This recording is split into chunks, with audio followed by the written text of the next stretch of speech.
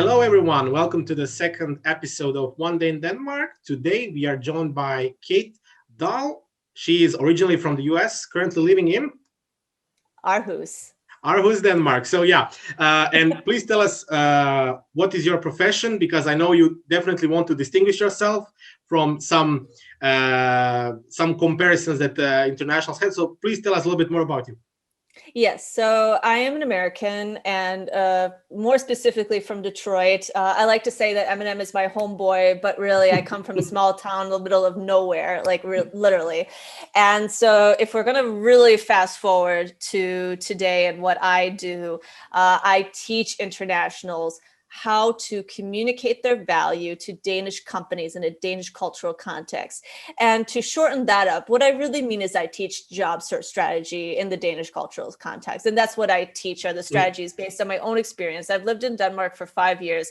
Before I came to Denmark, I lived in Germany for 6.5 years. So I was an English teacher before I came to Denmark.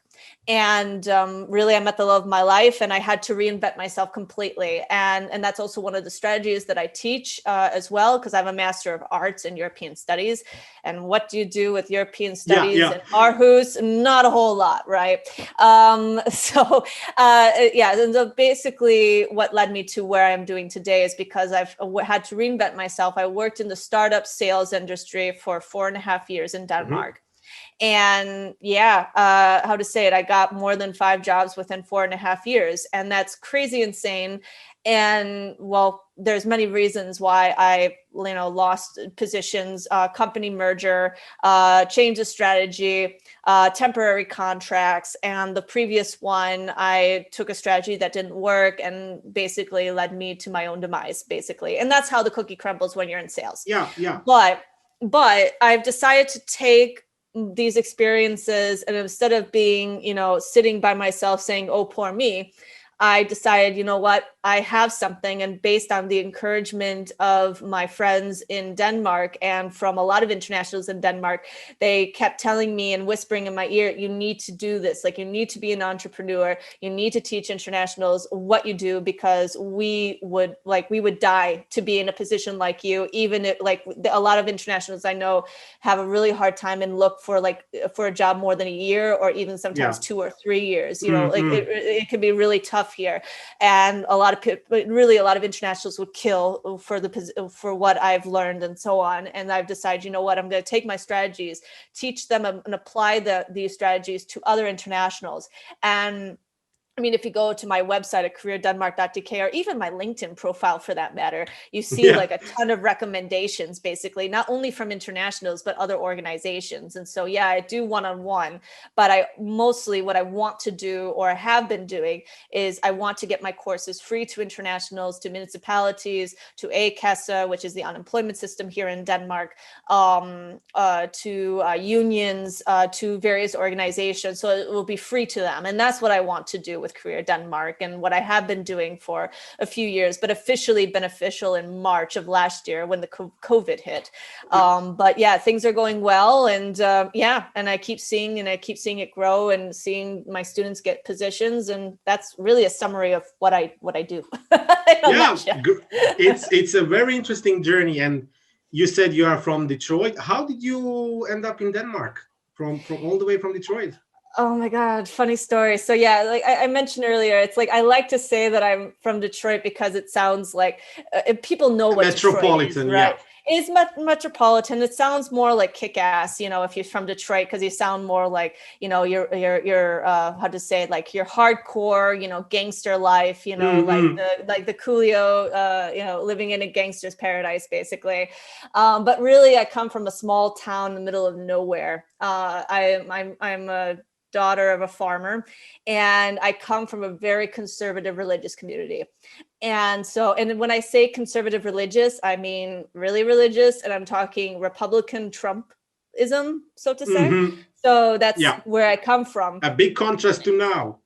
You're a very big contrast, let me tell you.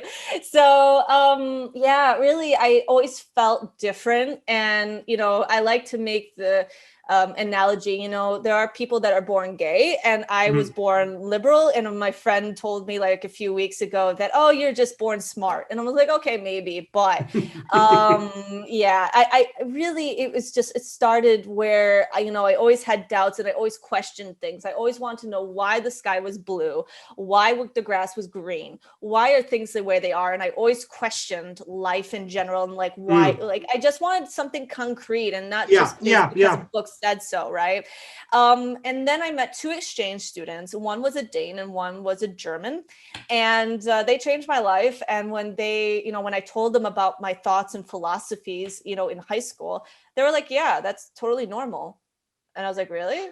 It's okay? Like, really? This is fine? They're like, oh yeah, like we agree with you.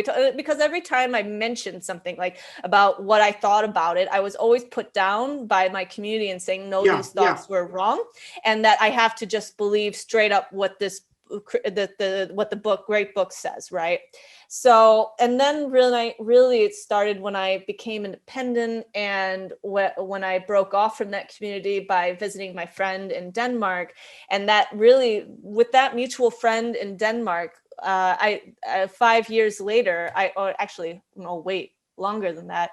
It was 8 years later, then I met the love of my life. And now we have a baby together. And without that mutual friend back in high school, I would not be where I am today. So, the irony of it all, life happens. So, living the Danish dream, one would say.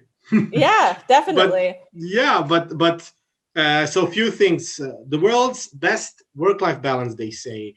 An excellent business climate, an excellent welfare state.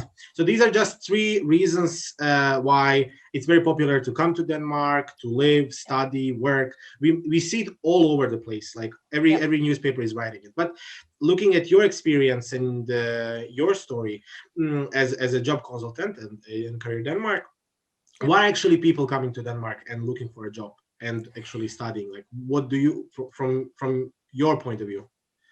Yeah, that's a really good question, Leonardo. I really think it's everything that you say. I don't have a lot to add other than the fact that it's about having a good life and having, you mentioned, I think it's mostly has to do with the work-life balance. Like a lot of people who live outside of Denmark work, more than 40 hours a week, and they're so tired and they want to be able to, have a life. And even if it means to pay more taxes, like they don't care. Like, yes, the welfare state is nice, but I really think they just want to have a good life and to breathe. They just want to breathe and get out of the environment and do something, different. They want to, live this idea of, the Scandinavian or European dream for that matter. But I think really, it all comes down to, really just having a good life at the end of the day, not being stressed when you're off work, or just enjoying a beer next to the fjord. Nice. Or just enjoying the sun whenever the sun sets in Denmark. Using that one day of the year to the fullest. Exactly. But and that's like a little bit of a disclaimer for all the internationals that are going to arrive to Denmark. Yes, it can happen that the sky can be gray, but there's so many other benefits to life in Denmark. And if weather is the main reason you want to come to Denmark, maybe rethink. But a part of that, I think it's a great place. And why I think I'm not the only person who thinks it's a great place, because this year we experienced the largest number of undergraduate applications for universities here in Denmark, despite the corona crisis. So how resilient do you think the economy is, and how did it actually affect job searching for internationals in smaller towns, in bigger towns? Yeah, that's a really good question. And I think for the bigger cities like Copenhagen and Aarhus, it has been quite resilient, but I think it really depends on the industry. Like, for example, a lot of my students have been from the pharmaceutical industry, and they have been able to get a position even despite the COVID situation. And that has been very strong. And I think a lot of it, though, has to do with the whole vaccine, and like even like a company like Carlsberg like was really pumping money into getting this vaccine, for everyone in Yeah. Denmark, basically, at least in the very beginning, at least last year. So I think it's really resilient in these, and especially within the bigger cities. But I think the smaller towns are hurting a little bit. And I think what is hit it harder are the students, because what's happening right now is there's this crisis within SU where like we had the huge shutdowns. We have had 2 shutdowns, and the longest one being from Christmas time to very recently opening up, which is like 3-4 months, which is crazy. Yeah. And so what has happened is that even though these students might have a position at a cafe or a restaurant, they're not able to work. And so they're still employed, but they don't have any hours. And so therefore, then because they haven't able to work the hours, then SU is like, okay, come on, pay up. You haven't worked the 10 hours that you're supposed to. And then the students say, look, like, I do have a position. I am trying to find something else to make the hours, but they haven't been able to find any. And so what's happening is that a lot of these students are going to become serious in debt and maybe even have to leave the country. And that's really, really a big crisis, in my opinion, because a lot, even though there's a lot of students that come in, they still need their SU, and they still need to have the Support, the jobs or whatever, and the support. And it's crazy. And in my opinion, it's also crazy because the government is been able to pass legislation with the A-Kassa from last year, the unemployment insurance, and giving an extra 5-6 months to those who are on unemployment, but haven't done anything for the students. And I'm like, and it's crazy. It's absolutely insane. Something needs to be done about this. I know that politicians are like kind of opening their eyes and saying, yes, we need to do something, but other politicians are like, we don't care, at the end of the day. And that's going to leave a huge gap, and it's going to hurt Denmark in the long run. And if something's not done now, I really think the economy won't be as resilient as it is right now. It's going to be it's not something we're going to see within the next few years if something's not done. So there is going to be a gap in the next few years if this really continues like this. But something as well with the job search and everything, it's as well, locked down, students are at home, and the job searching strategies have been as well different. So finding a job in a smaller town is much different than in bigger towns. So what job searching strategy would you recommend internationals in smaller towns compared to bigger ones?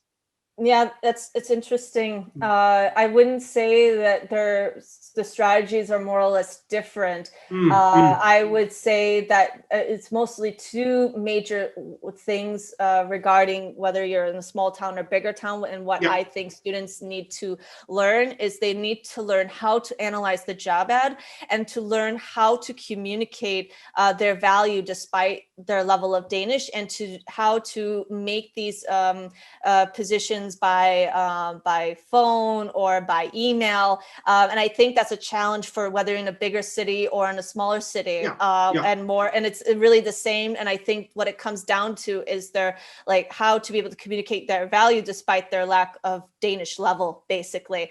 And that's a really big part. And another bigger part is to learn how to network virtually. Actually, I've never really, and it's funny because now with this whole COVID crisis, and even before COVID, I always networked online. And I think students are not realizing how important it is to network. And yes, there's the way of how to do virtual, how to put it, how to do networking physically and have coffee meetings and so on. But a lot of students are not learning how to network efficiently and effectively. And what is being taught by universities are network and just go by chance, go to LinkedIn Local, go to these different places, and maybe hopefully you'll get something. And the problem with that is that it's just leaving up to the breeze and hoping and crossing your fingers you'll get something. And I think whether you're in a bigger city or in a smaller town, you need to learn both of these these these strategies, no matter what, because as internationals, we're the minority. We don't know the language that well. We're still learning the language. We'll probably never become 100% fluent. And if you are, congratulations. I shall give you an award personally myself and a trophy for that. And I know a lot of internationals can do that, but it takes years and it takes time. So what you need to, and it's important to learn these strategies, especially these two, because it's going to help you in the long run. Because what happens a lot of the time is there's this vicious cycle where you need to be fluent to get it in Danish to get a job. But then once you're fluent to get a job and you can work in Danish, then by that time, if you focused, let's say 2 years, and you didn't study or in Denmark, etc., then they're like, oh, well, you haven't really worked in this position so that long. So it's really, and that's the other thing I want to tell students is like, learning Danish is very important. It's not impossible. Like, it is possible for you to get a job in Denmark without being fluent in Danish. However, if you are to go and if you're to go to Copenhagen, you could probably get away with not speaking fluent Danish, whereas in the smaller towns, you need to be fluent in Danish. It just depends on the industry and where you are. But I guess, it's a very long answer to what I'm saying, but I think the Danish part is probably, from the smaller towns to the bigger towns, I would say the Danish is the most important, and to learn the two very, very importantly, how to communicate, how to ask the right questions, and how to really communicate that level. And if you're fluent in Danish, then brilliant, do it in Danish. I mean, it will definitely increase your chances in the long run, for sure. And also, it will help you with your security. It's not impossible without, I mean, believe me, with my experience, that's what I teach as well, is I've never been fluent in Danish. I would say never. I've been intermediate, and I still got 5 jobs within 4.5 years in Denmark. But definitely the chances would increase if I were fluent in Danish, and it's the same for anyone, right? So, employing these job strategies will exponentially increase the likelihood of getting a good position, because I hear a lot of students I want to get any kind of job, just give me a job. That annoys me so much. Yes. There's so many values that students can bring, and you can really find a quality that you're actually happy to go on, motivated to do. And when you employ these strategies, and I really feel from my personal experience as well, you start doing it, you start rolling the ball, and then exponentially over time you really start getting, as you said, people actually reach out to you instead you reaching out to them. It can happen as well that people are like, wow, your LinkedIn profile is so amazing, I love your posts, let's have a chat, we are looking for somebody. I mean, that's amazing. And absolutely. And that's, we say smaller towns. I guess it's mostly workplaces where predominantly it's a Danish environment, Danish speaking environment. Yes. And in bigger towns, we have, and in some smaller as well towns, companies that have, the corporate language, English. So what do internationals can actually expect from these multicultural environments where we mix Danish, we mix English, or we're just speaking on English, or you're the only person speaking English in a Danish company? I know that can always be a little bit scary, but what are the expectations? What can we expect? Yeah, I mean, I could talk based on my own personal experiences and working as many of companies as I have done or have worked at. But it's definitely what you need to expect is about working independently, and probably more independently in the way where, and I know in some cultures, the boss has to hold you by the hand, and you have to go through everything with the boss, and go before you can do anything, check with him or whatever. And that you do that to some extent in Denmark, but you have a lot more freedom, you have a lot more independency, and it's expected for you to independent, and it's just expected to do your job. And what I mean is just where you just do your tasks and what is expected of you, but you also do a lot more teamwork. and which is really interesting because you're supposed to be independent, but you do a lot more teamwork. And teamwork is this, and why teamwork is so independent in Denmark is that it's a sense of community, right? It's a sense of community, it's a sense of belonging, especially within the startup industry that I've worked in. And you do a lot of team building activities together. And I know I mean, I can't speak for all companies, but it's a lot more informal. Like I would say Maersk is like the shipping company. Maersk is probably the most formal, traditional companies that you can ever work at in Denmark. And that is the exception.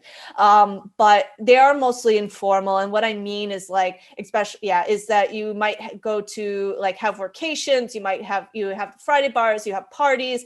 And I think what's really difficult for a lot of internationals to understand is that even though there's this way of talking where they might sound like they could be a friend, they're not really your friends in that way. And you have to remember that, yes, you have this type of, belonging or being part of a community. I mean, you have the welfare state. And I think that's what Denmark is like, very much of this idea of community is everything is about helping each other out. And that's why the teamwork is so important. And that is really the story of like the welfare state is like, if someone who is lower, than in the way of like economically, like it doesn't really matter. Like it's very much of a flat hierarchy as well, even in a bigger company versus smaller company. Yeah, there is some sort of hierarchy, but it's very, very flat. And that makes, and even though it's flat, it's really, really confusing for internationals and thinking, oh, these people are my friends, but they're not your friends, they're your colleagues. And that can be super, super difficult to understand, especially in my case where, I remember working at one company, they're like, oh yeah, and I worked there for a very long time, for almost 2 years. And they were like, oh yeah, you can come visit us anytime. And when I actually went there, I was just so shocked that like only 2 of my colleagues said hi to me and everyone else just like completely ignored me. And I was really, really shocked by this because I was like, oh, they didn't, and I felt like they didn't really mean it because I was like, oh yeah, but they're my colleagues, they're not my friends. And that's really difficult to understand. So just be aware of that, I think, when you're working in Denmark as well. And they might be your friends later. Congratulations. I really hope so. But even for Danes, it takes like 20 years for you to work at a company before you can invite that person over for dinner. If you do that way too soon, they're going to look at you really funny at the end of the day, So just thinking that, yes, they're friendly, but as well, we are in a professional environment. We are still working, for money, how you would say, like we have a common goal. So just not to jump in front too much, too fast. Exactly. I think it's very interesting. And for a lot of people, I think when we talk about students, coming from, for example, me from Croatia, for me it was as you said, a totally different way of working in a company, flatter hierarchy as well, and then and top of that, different way of approaching for education. So it can sometimes be too much to chew at once. But you said job strategy, when you really like go step by step, and you're just gonna like in first few months in Denmark, you're just really like a sponge. You're just getting everything in, trying to process it. I think you had the same experience, right? Yeah, it was something similar, but like with me, it was a little bit different because I had my Danish family. And what I mean by Danish family is my boyfriend, now husband's family. They did help guide me to some extent. I mean, they didn't with everything, right? But they helped me. And within 2 weeks of coming to Denmark, even as a non-EU citizen, I got something within 2 weeks. But even within that process, I didn't really, like, I think it was more than 2 months for me. I think it was like, it took me almost this whole time in Denmark to understand. And even when after my previous job, I had to really sit back and really reflect because what really happened a lot of the time is that it could be interesting for those listening from non-EU countries. I was trying to get my fast track permanent residency here in Denmark, and you and you have to work like 4 or 5 years, like in general, and within the last job. And that's why I was doing as many jobs as I was doing, is because I was trying to get the fast track permanent residency to be with my now husband, because a lot of people think, oh yeah, if you're married to a Dane, you're set. That's not the case. Denmark does not care if you're married to a Dane. They will kick you out of the country as soon as a rule changes. It's like you're almost like stepping in glass, like every day, and even for my own self, like I have my almost 6-month-old, and even like, I think about it every day, like, am I going to be kicked out? Like what's going to happen? And I think about that all the time. I try not to, but it does. And really, I think like it takes more than 2 months. It really takes like years, I think, to really understand. And I even had, after this time of, working as many jobs as I did, I had to really take a step back to really reflect. Once I made that decision to not to not look for a job anymore, after, I had an interview when I decided to reinvent myself again and go into customer service. And after that job interview and being offered that role, I realized, oh, this is not what I want to do. I actually want to do what I'm doing now. And it took me that, but then I had to really step back to really think about, okay, what are the learning experiences? And that's when I had time to reflect, once I wasn't thinking about job, every exactly. time, so it takes years. In my opinion, it doesn't take just a few months, But it's interesting. It's interesting take on it. And to round this up, I think, a lot of students, they want a secret formula, but I think for a lot of students, it's very personalized. Everybody has its own story. But if you could sum up like top 5 tips for students seeking a job, what would that be from you as Number 1, learn how to analyze the job ad and ask the right questions. I said it before, I'm going to say it again. This is very important. And this also ties in with communicating your value. And that's really important, to learn how to communicate your value. And that's with not only with analyzing the job ad, asking the right questions, but it's like a question value. It means, for example, if you see in the job ad that, they want someone fluent in Danish, right? Then one of the questions you can ask them is, if you believe that you fit in the right position, you can ask them, could you please help me understand why speaking fluent Danish is important to you?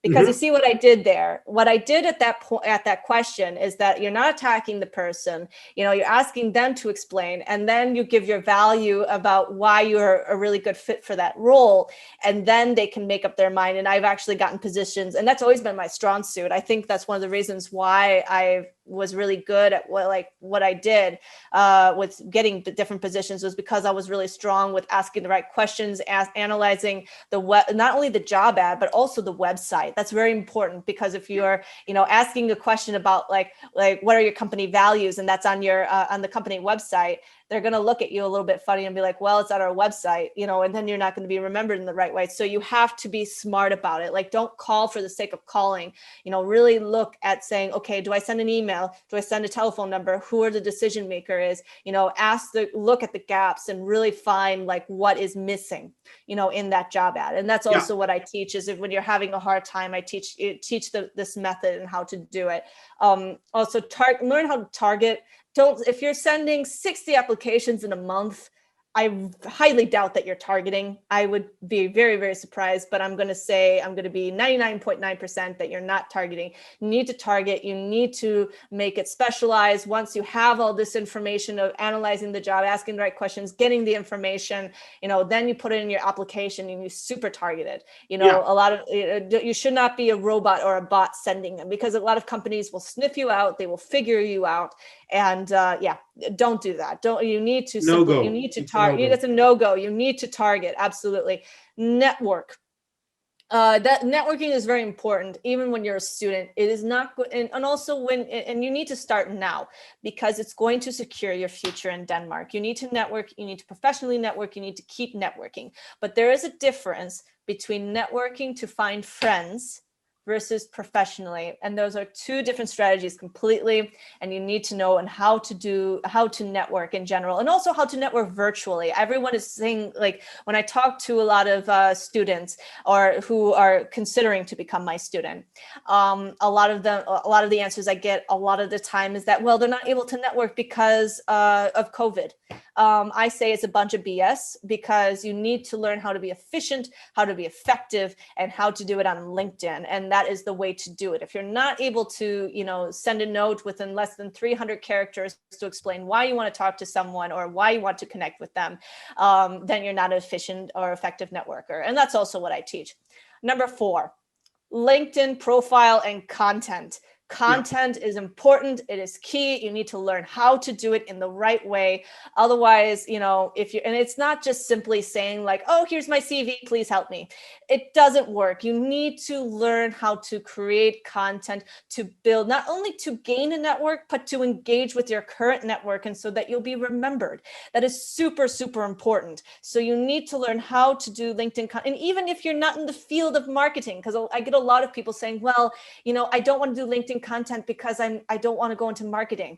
You don't need to be a marketing expert. Yeah, exactly. To do it. Really not. You could be an engineer. You could be a pharmacist. You can work in the pharmaceutical industry. You can do content. You just need to do it in the right way. And then once you start engaging and getting so many people to follow you and likes and blah, blah, blah, then you can put up in the CV, but not until you can to output value and show that you can bring value to a company. And then once you do that, then do your CV and all this at a later point. And of course, learn how to do the job interview in the Danish cultural context. And yes. I'm going to give an example. Jentelo. A lot of students don't understand this idea of Jentelo and this idea of being humble and being down to earth and not boasting. And that's, I know for a lot of Americans, it's really difficult. And I know for especially myself, we want to be praised. We want to be accepted. And we want to, we want to be accepted by our colleagues or our superiors, right? And that's not the case in Denmark as well. So you need, and that's really a challenge for a lot of internationals, because of course you need to talk about your achievements, but you can't talk about, you can't do it in a way where it breaks the idea of Jentelo. And that's also what I teach, is that then once you learn that culture, or this idea of Jentelo and a few other techniques that I teach as well with the job interview, and how to sell yourself as an international in Denmark, then you're gold. And once you have these steps down, then you're set. You're set, or at least you'll have a higher chance of getting a job in Denmark for sure. Yeah. Awesome. I think a lot has been taken in now, and I think the next step for a lot of people is actually to take these tips and really try to make a strategy and start acting now. Because if you don't start acting now, you're just making this whole job searching period longer. But I'm very, very thankful for your participation today. I think we've learned a lot new information, a lot new job strategies, and I think especially these 5 tips are very valuable. And I think you can tell them 1,000 times, and I think we should tell them 1,000 times, because some people still don't get it. So you should be really focused on your goals. Is that working in Denmark, or studying, or being a tourist? You have a goal when you enter Denmark, and just do it. Just do it, how Nike would say. Exactly. And you have to really want it, I think. And I think a lot of people misunderstand and saying, oh, they want to come to Europe. And I'm like, well, where exactly in Europe do you go? Right. And in Denmark, Denmark is a great place. It's a great country to be in, but it's not all daisies and roses and unicorns and butterflies to make all your wishes come true. You have to really want it and work for it. And Denmark is a really great place, but you have to put the effort. And if you're not willing to put the effort in it, Denmark is not the right country for you. Sorry to say. yeah. Let's be real. Yes, definitely. Thank you very much, Kate. If you want to learn more about Kate and her work, we are going to put more information. So this podcast is distributed as a podcast, so on Spotify, Apple Podcasts. So you'll find more information in description, but as well on our YouTube channel, where you'll be able to click on the link and go to her website and, of course, talk to her, arrange a call if that's needed. Thank you very much, Kate, and have a nice day. Yeah, you too. Bye bye.